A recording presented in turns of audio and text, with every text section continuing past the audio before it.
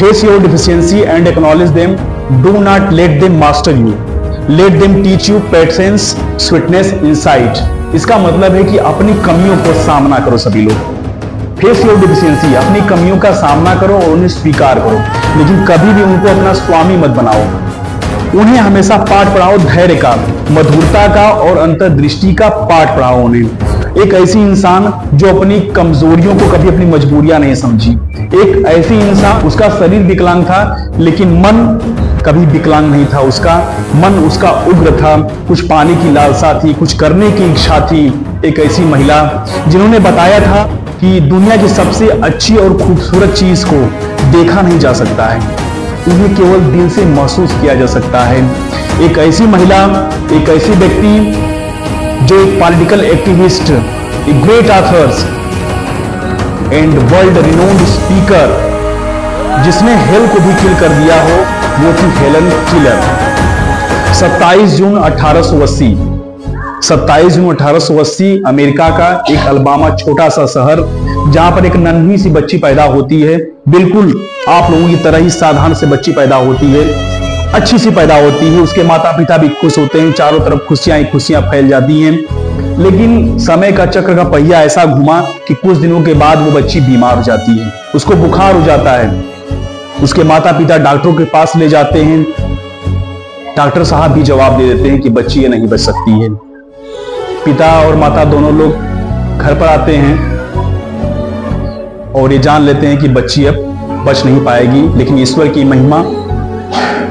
की महिमा ऐसी होती है कि वो बच्ची फिर से अपने पैरों पर खड़ी हो जाती है, ठीक तो होती है। कुछ दिनों बाद पता चलता है उसकी मां को कि उसकी बच्ची जो है वो आंख से अंधी है और कान से बहरी है, डीफ एंड ब्लाइंड। ऐसी कैसी बच्ची। उसके पिता भी अब बिल्कुल निराश हो चुके हैं कि वो बच्ची अब करेगी तो करेगी क्या, क्योंकि हर सामान को तोड़ती फेंकती थी, वो फर्श पर लेट जाती थी, रोती थी, चिल्लाती थी। उसके सामने केवल अंधेरा था, न सुनने वाला कोई था, न सुनाने वाला कोई था।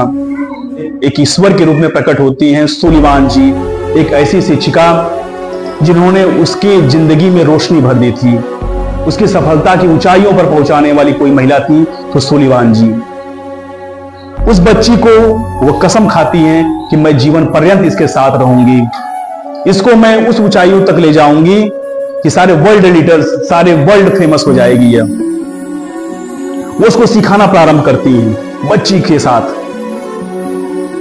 सिखाते सिखाते थक जाती हैं, लेकिन कुछ होता नहीं है। तभी उसको एक डॉल देती हैं, डॉल, DOLL, डॉल, गुड़िया। उसके हाथ में पकड़ाती है, स्पर्श कराती हैं, फिंगर से उसके बॉडी पर रगड़ती हैं, बताती हैं कि D ऐसे लिखा जाता है, O ऐसे होता है, LL ऐसे बनता है। डॉल उस गुड़िया को उसके लेकर के हाथों पर स्पर्श कराती हैं, समझाती हैं। वो डॉल समझ जाती है। कुछ दिनों के बाद वाटर, WATER, वाटर लिखती हैं, वाटर से स्पर्श कराती हैं, नहलाती हैं, हाथ धुलवाती हैं, पैर धुलवाती हैं, समझाती हैं कि वाटर। वह बच्ची भी समझ जाती है कि वाटर एक वर्ल्ड होता है, क्योंकि शब्दों के बिना दुनिया की जानने की इच्छा हमारी बेकार है। वह शब्द सीखने के लिए युक्त हो जाती है, लालायित हो जाती है, बिल्कुल एकदम जिज्ञासा उसकी शांत नहीं होती है। वह नित्य प्रतिदिन हमेशा सीखने लगती है। एक शिक्षक की यहां पर सबसे बड़ी भूमिका होती है। एक good teacher is like a candle, it consume itself to light the way for others. एक शिक्षक महान क्या काम क्या है, वो विद्यार्थियों के जीवन को हमेशा रोशनी से भर देता है, अपनी मोमबत्ती की तरह जल जाता है। हेलन के साथ बहुत सी समस्याएं होती हैं, लेकिन गुरु का काम क्या होता है, उसके जीवन को संवारना। गुरु कुम्हार शीश कुंभ है, गड़ी गड़ी काढ़ है, होठ अंतर हाथ सहार दे, बाहर बाहें चोट। एक ऐसी लेडी जो 1904 में bachelor of arts first person deaf and blind की, जिन्होंने BA किया था, जिन्हें ग्रेजुएट किया था उन्होंने। मात्र 11 वर्ष की उम्र में ही उन्होंने एक पहली किताब लिखी थी, द फ्रॉस्ट किंग, और उनकी famous autobiography the story of my life इन्होंने ग्रेजुएशन करने से पहले ही उसको लिख दिया था, 1903 में ही, the story of my life. उन्हें 12 पुस्तकें लिखी। उन्होंने दुनिया के 7 बार यात्राएं की। कितने बार यात्राएं की? 7 बार यात्राएं की। पूरे 5 कॉन्टिनेंट के 35 देशों का उन्होंने दौरा किया। वर्ल्ड फेमस हो गई थी। वर्ल्ड के जितने भी प्राइम मिनिस्टर थे उनके लिए मिलने के लिए बिल्कुल व्याकुल थे। हमारे प्राइम मिनिस्टर पंडित जवाहरलाल नेहरू, गुरु रविंद्रनाथ टैगोर जी को जानते हो, उनसे भी वो मिला के थे। विंस्टन चर्चिल उनके साथ मिली थी, आइंस्टीन के साथ मिली थी, गोल्डा मेयर के साथ मिली थी। सब लोग उनके बिल्कुल मिलने के लिए उनसे जिज्ञासु हो गए थे एकदम।